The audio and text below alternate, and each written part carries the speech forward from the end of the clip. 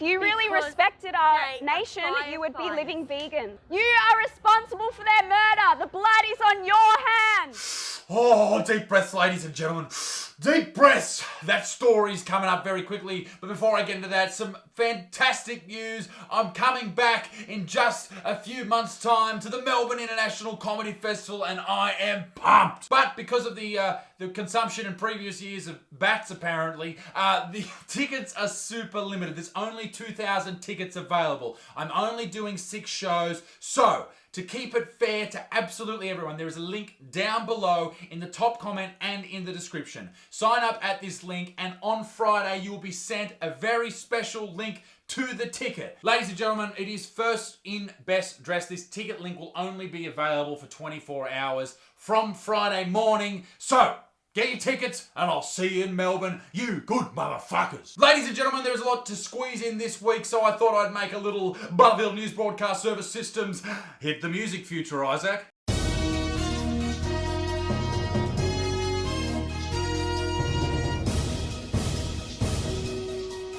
First up, in goat-related news, which we just do not cover enough, a man in his 60s has been attacked by a goat.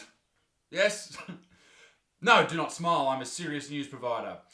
A man in his 60s has been attacked by a goat whilst walking in the Blue Mountains near Sydney. I know, a horrific image in everybody's mind, I'm sure. Now, very rarely will I do this on YouTube because I know a lot of people get demonetized for showing graphic images, but here's what happened when that man in his 60s was loaded into an ambulance. And we're gonna probably want your bottom right up in Look at that monster! That hoofed hound from hell! The devil incarnate himself staring down his latest victim. It makes me spew! It's actually very hilarious. Horrible for the dude, but hilarious for everybody else. When asked about the events that transpired and just before declaring a state of emergency, New South Wales Ambulance Inspector David Patterson told 9 News, "These types of jobs can be quite challenging for paramedics and other emergency services, especially with the possibility of an angry animal lurking in the area." Hope it all works out for you, mate. Let me know how you go, eh? Look at it, just taunting its latest victim, and then in between that, just walking around. Nate, strutting around, puffing its bloody little chest out like it's some big tough fucking bikie, looking for the next person it's going to take to an early grave. I know I say this about a lot of different subjects, but hashtag fuck goats. Hashtag I fuck goats. No. Hashtag I don't fuck goats, but fuck goats. Yeah, great one, Buttsman. Well said. But maybe you don't believe me when I say how serious this situation is with this evil creature. Maybe you think I'm being facetious. Well, I'm not! Just watch this piece of footage that I was able to obtain from the same YouTube video, just by downloading it. That I was able to obtain, and it shows graphic imagery of this goat walking away from the scene, following its potential next victim, and it even has scary, scintillating music behind it that I didn't add, and I'm sure that the goat added itself. Are you ready for it? I don't think you are, but here you go.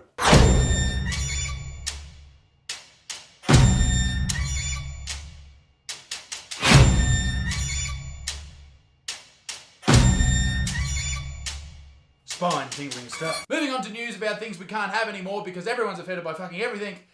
This. Disney bans young kids from watching Peter Pan and Dumbo over racial stereotypes.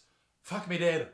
What? The 1953 tale of a little boy, which has been delighting youngsters for nearly 7 decades, is now deemed too offensive for its audience. I will say this is just for kids under the age of 7, alright? And the reason they're doing this, the main reason for its outlawing is understood to be because it features a Native American tribe whose members are referred to as Redskins. Now, whether or not you think that is offensive or not, it doesn't matter. The weird part of this story is that Disney thinks that 7-year-olds can't determine what is racist, but 8-year-olds can. When I was 8 years old, I certainly wasn't determining within my own feeble mind what was offensive and what was historically offensive and what was acceptable. No, I was playing PS1 and at one point I drank too much milk before bed and I pissed the bed.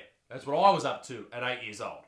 Stop giving so much credit to fucking 8-year-olds. They also banned the Aristocrats, Swiss Family Robinson, and Dumbo. The Aristocrats because they've got a cat in it with it was a character of an East Asian person with big teeth and slanty eyes, which is not nice, but it's also a cartoon cat. Swiss Family Robinson, which was made in 1960, was criticised for having yellow face and brown face pirates. Again, not really nice, but also this was made in 1960. Only 15 years earlier, America was fighting against the Japanese in World War II.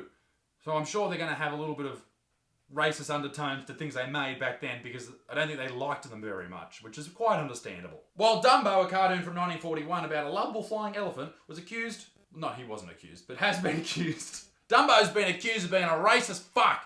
Has been accused of ridiculing enslaved African Americans on southern plantations. It's a flying elephant that was made 80 years ago. Are you going to be alright? This shits me for two reasons. Reason number one is because they're wasting so much space on these news sites and wasting these journalists' time with these shitty stories that don't affect anyone when they could be reporting on something that actually does affect people and is completely fucked up and actually fucked up, not this type of fucked up, like the Indian court that just passed this outrageous law where it's now not considered sexual assault if you grope a child. Are you ready for this? If they're clothed. If they're not clothed, not okay. If they're clothed, oh, go for it, bruz. That's fucking ridiculous. Use your time, use your fucking platform, whatever it happens to be as a journalist, to write about stories that actually fucking matter. Secondly, I love these cartoons when I was a kid, and I don't want my kids missing out on watching them because people can't understand that people have changed over time. And we understand that some things aren't okay and not polite to say, but back then they didn't. But in vegan news, ladies and gentlemen, and I know what you're thinking, oh my god, the butt's mad. All he does is talk about vegans. What are we gonna do? All he does is talk about, listen here, fuckhead, alright? I put out 5 videos a week, alright? They're not all about vegans. Some are. But not all of them. There's 3 on this channel and 2 on the Buttsman 2, which is my second channel. I'm about to hit 50k subscribers. Thank you.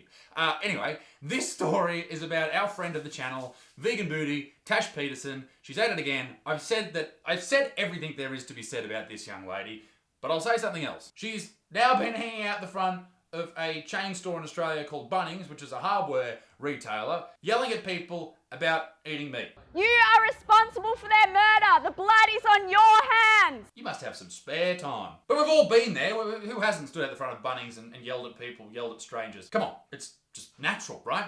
But what pissed everybody off in Australia was twofold. Number one, she was interrupting people having a Bunnings snag. The sacred Bunnings barbecue was interrupted and people would not stand for it. And secondly, she was blowing up about firefighters cooking a barbecue because even though firefighters are great people and save people's lives, which she said this, she was like, no, I respect you, but you shouldn't be cooking meat because meat causes forest fires or bushfires or house fires and global warming. I know, but the very reason they're fighting fires is because of your consumption of animal products. That's why there's mass fires happening. Animal agriculture is the leading cause of climate change. If you really respected our nation, you would be living vegan. They are firefighters. And they have to fight fires because of people's selfish consumption of animal products, because animal agriculture is the leading cause of climate change, deforestation, and wildlife extinction. Okay, let's just fucking figure out if she's correct, alright? Now, there's a lot of websites that actually back up what she says, but they're all websites that are funded by vegan organisations, so you can basically take that with a grain of salt. The burning of fossil fuels for electricity and heat accounts for the majority of greenhouse gas emissions. That's not a surprise to anyone.